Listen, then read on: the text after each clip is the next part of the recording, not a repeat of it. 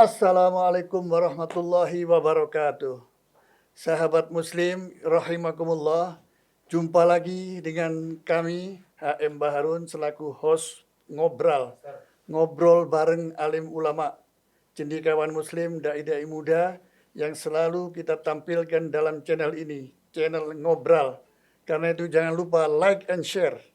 Saat ini kita hadirkan seorang kiai, seorang mubaligh, seorang cendekiawan Muslim yang sangat dikenal akhir-akhir ini. Yang tentunya saya tidak perlu lagi menyampaikan biodata beliau ini. Langsung saja kita sapa. Assalamualaikum Kiai. Waalaikumsalam warahmatullahi wabarakatuh ya Habibana al-Mahbub. Apa kabar antum? Sehat walafiat? Alhamdulillah bi Lama khair. tak jumpa ya. Luar biasa. Saya sudah bisa memahami bagaimana banyaknya kegiatan dakwah antum ini. Lagi-lagi panggilan Habibana. Wah, ini dari televisi maupun podcast di mana-mana di media sosial luar biasa, Ustaz. Terima kasih bisa hadir di studio Ngobrol. Ini channel yang khas ya, channel yang eksklusif. Kita menghadirkan semua para ulama, para ajengan, para kiai dari berbagai kalangan untuk sama-sama ikut berbagi ilmu dan berbagi pengalaman kepada para pemirsa rahimakumullah yang mudah-mudahan ini bisa banyak memberikan manfaat Pak Kiai. Amin ya rabbal alamin. Pada saat ini kita ngambil judul tema ya, amar ma'ruf nahi munkar ya. Yang saya kira tema ini walaupun masih berbau normatif ya, tapi masih orang ingin tahu sesungguhnya amar ma'ruf nahi munkar dalam situasi dan kondisi seperti akhir-akhir ini saat kita berhadap-hadapan dengan buzzer yang lebih gencar ya, bersaing dengan apa yang disebut juga influencer dan lain sebagainya. Apa masihkah kita bisa mendefinisikan kembali bagaimana sih amar ma'ruf nahi munkar ini ya? Apakah amar ma'ruf nahi munkar ini hanya berkisar kita berbicara tentang fadail ibadah, fadail amalan-amalan lainnya, muamalah dan lain sebagainya ya. Dan apakah nahi munkar itu mesti kita itu mencelah perbuatan-perbuatan yang salah di kalangan masyarakat, atau mungkin kita maknai bahwa nahi munkar itu sebetulnya kontrol sosial. Nah, bagaimana pendapat Kiai ya tentang ini? Silakan. Ya sebenarnya kalau kita bicara agama, apalagi kita sebagai pendakwah, poinnya pada amar ma'ruf nahi munkar. Ketika Al-Quran menyebutkan kuntum khairu ummatin ukhrijat linnasi ta'muruna bil ma'ruf wa tanhauna 'anil munkar, itu kan dua. Tugas utamanya kita menjadi umat yang terbaik. Nah, tentu amar ma'ruf nahi munkar yang tadi kelihatannya sangat normatif, umum, tapi kalau kita lihat pada perilaku kita dalam keseharian, kita menemukan maknanya itu bahwa kita tidak boleh diam. Yang waras tidak boleh mengalah. Gitu ya. Yang benar tidak boleh bersembunyi. Oleh karena itu kita harus juga banyak bicara. Apakah itu dengan sekarang kita seperti podcast yang ada di tengah-tengah kita, yang oleh Habibana ini dipelopori untuk kita bicara ke publik, maupun melalui media sosial. Kita jangan berhenti bahwa kita warnai dunia maya, kita warnai dunia penyiaran dengan yang baik-baik. Memang kalau dalam kaidah besarnya kan amar ma'ruf dengan cara yang ma'ruf, nahi mungkar pun dengan cara yang ma'ruf, tidak boleh nahi mungkar dengan cara yang mungkar. Nah, itu menemukan kontekstualisasinya pada era sekarang, bahwa ketika umpamanya di dunia maya ini banyak sekali varian-varian kebencian, varian-varian hoax, varian-varian kesesatan, varian-varian yang lain itu banyak sekali dalamnya. Justru harus kencang ini harus kita juga untuk mengimbangi paling tidak. Untuk mengimbangi dan memberikan alternatif, karena narasi-narasi itu perlu dijawab oleh kita. Pada saat kita tidak memberi jawaban, apalagi kita tidak bisa menjawab, kemudian para milenial kita yang sekarang menggandrungi dengan medsos itu, kemudian orang yang juga bersenang dengan dunia visual tidak diberikan alternatif, maka yang terjadi adalah menganggap kesalahan itu ada sebuah kebenaran, bahwa sesuatu yang salah dianggap adalah kebenaran, yang juga buruk dianggap baik, karena sesuatu yang disampaikan berkali-kali dan berulang-ulang itu seringkali menjadikan kebiasaan, dan ketika jadi kebiasaan kita sudah tidak ada kontrol antara baik atau buruk. Disinilah peran kita untuk tetap bersuara. Nah, kita kadang-kadang berhadapan seperti berhadapan dengan buzzer, berhadapan dengan orang yang memang senang memancing kekeruhan itu. Dan itulah sebenarnya ranah kita berdakwah, ranah kita untuk berjuang. Tidak berarti kita langsung, Iya. wah karena kita dimaki, kita mungkin disorot, lalu kita nggak usah ngomong lah daripada kita dimaki-maki. Oleh karena itu harus disiapin, jangan baperan. Iya, di tengah-tengah banyak orang suka menjadi pemfitnah. Jadi bangga menjadi pemfitnah, bawa fitnah sana sini ya. Nah, di tengah-tengah seperti inilah kita berdakwah itu. Nah, ini bagaimana menengahi hal ini? Karena bagaimanapun juga media sosial ini bergerak secara transformatif luar biasa cepatnya ya.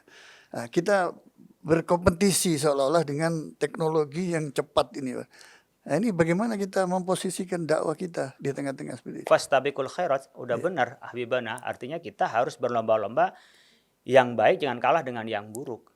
Yang baik jangan sampai tidak termanage dengan baik. Harus dengan teratur juga.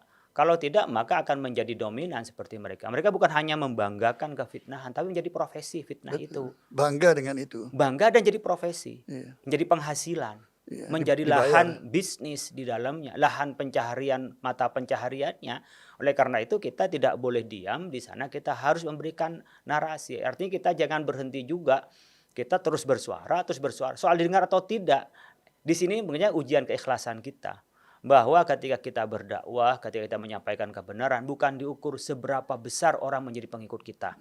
Atau kalau kita bicara umumnya di dunia maya, berapa viewer kita, berapa follower kita. Bukan itu. Gak usah pikirkan Nggak itu. usah pikirin itu. Yang penting kita bisa menyampaikan kebenaran. Allahumma qad ballag. Ya, itu kira-kira seperti itu. Sudah kita sampaikan mau apa ya? Saya contohkan, Mbak, di saya pengikut follower Twitter saya nggak terlalu banyak lah ya, sekitar 64 ribuan lah ya, nggak terlalu banyak. Tetapi dengan saya bersuara di situ yang saya rasakan, orang bisa mengutip menjadi di media koran. Kemudian ada orang yang mengutip ya untuk mereka sosialisasikan di media sosial yang lain, bahkan di capture untuk diviralkan. Ya, suara itu kan minimal nyampe. Ya, pertanggungan jawab saya adalah kepada Allah. Banyak nabi-nabi sebelum Nabi Muhammad itu yang sekian ratus tahun itu belum ada pengikutnya gitu. Jadi ya kita berpikir keberhasilan itu kalau banyak pengikutnya. Karena sekarang malah yang aneh-aneh itu banyak pengikutnya. Dari mana kita bisa melihat Betul, kuantitatifnya? Ya mereka yang punya akun, punya sosial media. Khalif tu'raf. Itu. Dan yang aneh-aneh itu banyak Iya, pengikut sekali. menyimpang cepat sekarang tuh. Yang aneh, menyimpang dan nggak masuk akal. Yang norak ya artinya narsis makin eksis kira-kira begitu yang ada di mereka. Nah kalau kita ngitung dari ketidakberesan umpamanya di dunia maya atau ketidakwarasan ketika kita bermedia sosial, lalu yang waras itu ngalah, maka yang tidak waras itu menjadi dominan dan Berkembang terus, ya. menjadi common sense. Sekarang kita bisa melihat media-media ekstrim itu seringkali ngelihat yang di trending topik, apa yang di trending topiknya. Sekarang kita bisa menganalisa tentang pemikiran orang-orang itu dari mana? Dari media sosial. Kita bisa melihat bagaimana kemauan konsumen itu sekarang analisanya dari media sosial.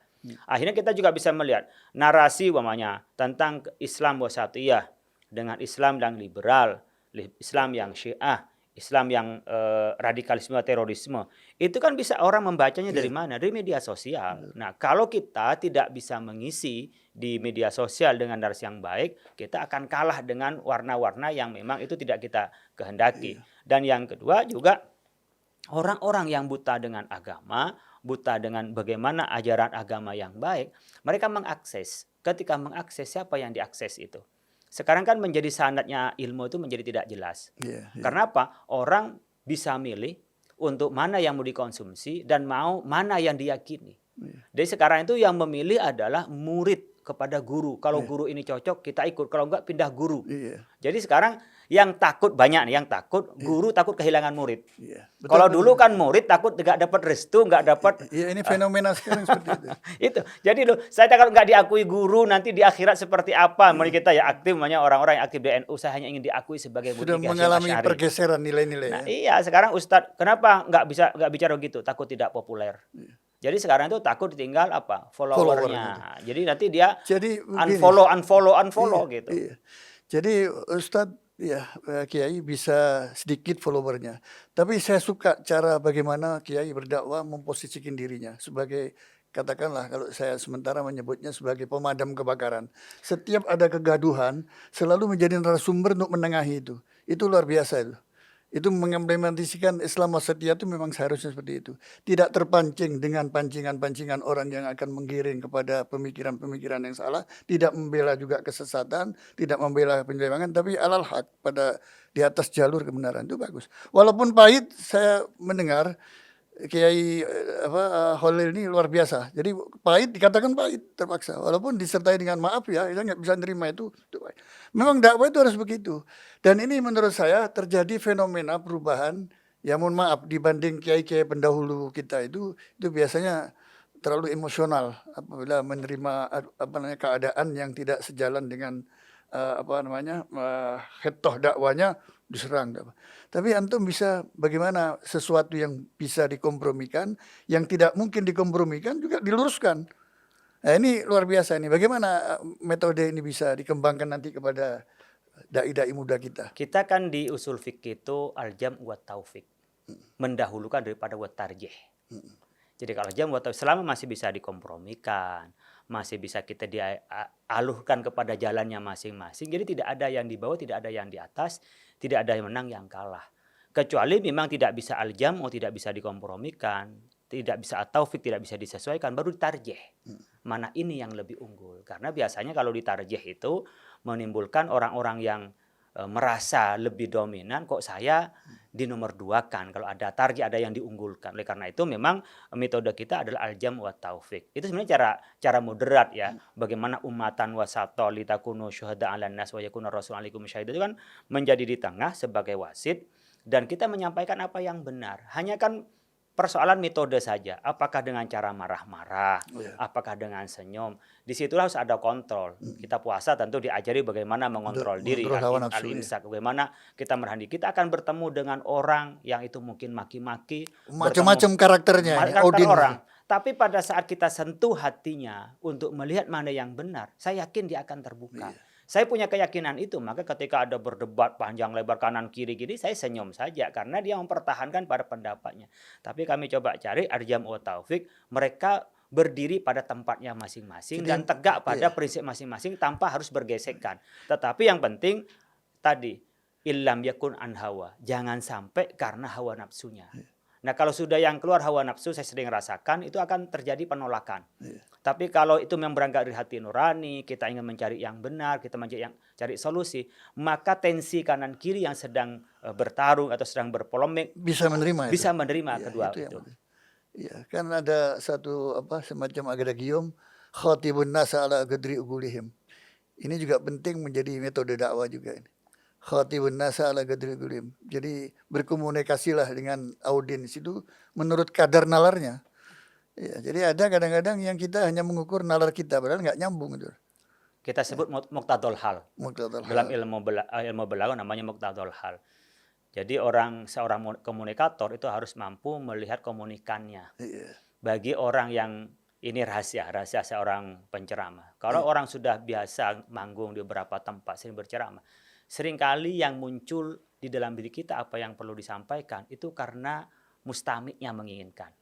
Ketika kita siapkan dalilnya, lalu temanya, tapi mustami' tidak menginginkan, itu pasti depan mustami' itu tidak keluar.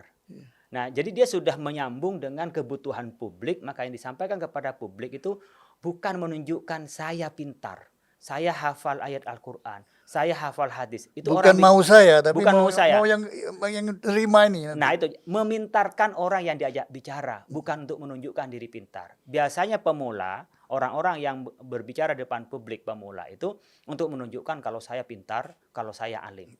Bahkan orang yang mendengar pun nggak ngerti apa yang disampaikan, saking alimnya. Saking banyaknya ayat yang dibaca. Tapi kalau orang yang sudah pintar, itu biasanya ketika bicaranya sederhana, bicaranya itu faktual, tapi membuat orang yang mendengar itu pintar. Jadi lebih kepada kepentingan orang yang mendengar daripada kepentingan sebagai mutakallim, lebih pada kepentingan mustami'. Nah, kalau ini sudah menjadi prinsipnya seorang dai, maka dai itu tidak perlu memamerkan diri. Jadi seperti apoteker dia. Kebutuhan orang yang datang pada kita itu apa? Oh, ini butuhnya tauhid, kasih tauhid. Wah, ini butuhnya motivasi, kasih motivasi. Ini butuhnya orang itu meyakinkan. Butuhlah, kasihlah dalil-dalil, apakah itu dalil akli atau dalil nakli. Atau dalil nakli atau dalil akli. Mana yang dibutuhkan lebih dulu. Kadang-kadang ada orang yang percaya dengan ayat, Ada orang yang percaya dengan bukti-bukti nyata. Ketika kita bicara umpamanya sedekah, sedekah itu burhanun, lewat gitu aja. Tapi ketika memberikan testimoni pengalaman bersedekah, kemudian itu bisa merajut persaudaraan, ada musibah menimpa, terhalang gara-gara bersedekah. Dia lebih percaya ketika ada testimoni. Padahal kalau menurut logika beragama, orang lebih percaya kepada ayat Al-Quran, lebih percaya kepada hadis. Tetapi ternyata ayat dan hadis itu belum sampai pada tingkatan keimanannya mustami. Mustami itu baru pada tingkatan yang zohir-zohir saja, yang sifatnya tampak, itu yang dia lakukan. Nah, oleh karena itu seorang pendakwah, seorang ulama, itu harus muktadol hal, apa yang kira-kira bermanfaat. Dia ketika datang berbicara dengan kita, dia pulang bawa oleh-oleh. Oleh-oleh pemikiran, oleh-oleh pemahaman. Jangan sampai hanya kayak tontonan, Betul. selesai, wassalam. Nah, ini harus ada tuntunan, jangan tontonan aja. Harus ada tuntunan, dan tuntunan itu melekat. Bahkan mungkin cukup satu tapi jadi prinsipnya. Banyak orang yang berubah tuh hanya satu ucapan, satu narasi, tapi membuat dia selamanya ingat loh. Kayak kita pesan dari ibu kita. Nak, makanya kalau saya pesan dari ayah, kalau kamu dalam kondisi benar, nak, jangankan kepada orang. Ya, malaikat turun berjubah dari langit. Kamu jangan berubah untuk mempertahankan prinsipmu kalau kamu merasa benar. Kan satu. Tapi itu saya menjadi prinsip saya. Jangan pernah takut. Jangan pernah kita bimbang. Yang penting hatimu yakin itu benar. Bukan Anda karena main-main. Nah, kita sebagai pendakwah itu memang tidak perlu banyak varian judul. Nggak perlu banyak varian ilmu. Tetapi kepada umat yang hanya bicara membutuhkan tentang realitas, ya, realitas waqi'iyah dan solusi. Ya, seringkali para dai ini kan bicara tentang idealitas saja, ya. Dengan tadi disebutkan banyak bahwa ayat ini makalah-makalah hadis dan sebagainya, tapi tidak melihat realitas di bawah ini seperti apa, kebutuhannya itu apa. Ya, tapi tadi antum kasih ilustrasi menarik sekali itu. Nah, sekarang ingin saya tanyakan, apakah antum selaku ketua bidang dakwah dan ukhuwah di DP MUI, ya, apakah memang saatnya sekarang para dai itu dibekali ilmu komunikasi supaya mengerti, ya, irama gendang. Kalau bahasanya Zainuddin MZ itu bagaimana penari itu harus mengerti irama gendang itu. Karena artinya ilmu komunikasi itu perlu nggak diajarkan pada para dai kita sehingga betul-betul bisa komunikatif gitu. Menurut antum bagaimana? Itu wajib, bukan hanya perlu. Ya. Jadi seorang public speaking itu, ya, speaker. Jadi orang yang bicara di depan publik, dia harus punya keterampilan berkomunikasi yang baik. Kadang-kadang pilihan diksi itu tidak harus menggunakan kata yang negatif. Umpamanya ini tidak baik. Kan beda dengan seandainya begini akan lebih baik. Jadi itu sebenarnya diksi yang mudah, ya, bagi kita. Dan enak, bisa diterima. Karena orang tidak merasa disudutkan. Ya. Tidak digurui juga. Tidak digurui, tidak disudutkan, dan mereka merasa, ya, orang kita ini kan masih diwarnai budaya Jawa. Jadi ketika menang jangan ngasorake, kata orang Jawa itu, jangan sampai orang dinistakan, jangan sampai orang direndahkan. Maka tadi kita sampaikan metodenya al-jam' wa taufik. Gimana melakukan kompromi, bagaimana mereka juga disesuaikan. Jadi tidak ada yang sifatnya tarjeh, mana yang ditarik, mana yang diinjak, tidak. Jadi kita tidak ada yang diunggulkan, tidak berarti yang tidak diunggulkan. Jadi kita bisa bersama-sama. Tapi yang kedua tentu seorang dai, karena dai itu berngomong di publik, dan publik itu ada kepentingan politik. Ada juga kepentingan ekonomi. Makanya kalau kita di media kan nggak mungkin kita nyebut produk-produk. Karena udah sponsor. Meskipun itu kami pakai, tapi ketika bicara begini di publik kan nggak boleh saya menyebutkan sebuah merek tertentu. Nah, itu ekonomi. Iklan. Begitu juga ketika berpolitik. Ketika kita juga berpolitik pun orang bisa menilai, oh ya kecenderungan politiknya dia ke sana, oh dia politiknya ke sana. Nah, yang bisa kita ambil adalah inilah nilai kebenaran yang semua kepentingan politik, ekonomi, bahkan sosial itu bisa menerima terhadap kebenaran itu. Jadi bisa mengambil benang merah di tengah-tengah masyarakat keruwetan itu dan tetap berpikir objektif. Nah, itu memang selain kita upaya yang strategi tadi, tahu tentang ilmu politik, tentu tentang ilmu sosial, minimal isu-isu itu harus kita menguasainya. Sehingga kita tidak terjebak kepada satu isu di mana dimanfaatkan oleh pelaku. Ya, dimanfaatkan oleh pelaku politik atau pelaku ekonomi. Wah, ini orang bisa kita hire untuk menguntungkan politiknya. Dikapitalisasi. Suatu saat kita bisa berkompromi dengan kelompok tertentu ketika kepentingannya sama. Bisa saja kita pindah kepada yang lain bukan karena kita aliansi atas nama dukungan elektoral, tetapi dukungan lebih pada soal kebenaran tadi. Jadi kita menyebutnya sebagai politik kebangsaan. Jadi orang-orang yang berbicara di depan publik pasti memberikan pengaruh kepada publik. Sedikit banyak pasti memberikan pengaruh. Memberi inspirasi ya, bahkan bisa juga menimbulkan aspirasi. Dia harus tahu betul apa yang dikatakan itu berdampak atau tidak. Kalau itu berdampak, maka kita harus pastikan dampaknya adalah dampak kebenaran, bukan dampaknya kepada kepentingan yang sifatnya sesaat. Kalau itu yang bisa kita lakukan, maka kita bisa berdiri di tengah sebagai dai. Kecuali memang kita sudah ngambil pilihan politik. Itu lain lagi, tergantung kita mau pilihan yang mana. Kalau kita pilihan politik ya tidak boleh mendua. Kesetiaan dan dalam satu jalur harus satu, itu pilihan politik. Tapi kalau dai, kita bicara dai yang lebih luas, maka dai harus bicara di tengah itu dan patokannya adalah Menyampaikan kebenaran. kebenaran ilahiyah. Ya. Kebenaran ilahiyah dan yang bisa ngetok itu adalah hati nurani. Kalau saya bandingkan gini, orang-orang intelek yang punya ambisi tertentu sampai ambisius, Iya. kepentingan politik yang berlebihan itu menghilangkan kecerdasan intelektualitasnya. Mirip dengan orang pinter yang dibentak istrinya itu goblok mendadak.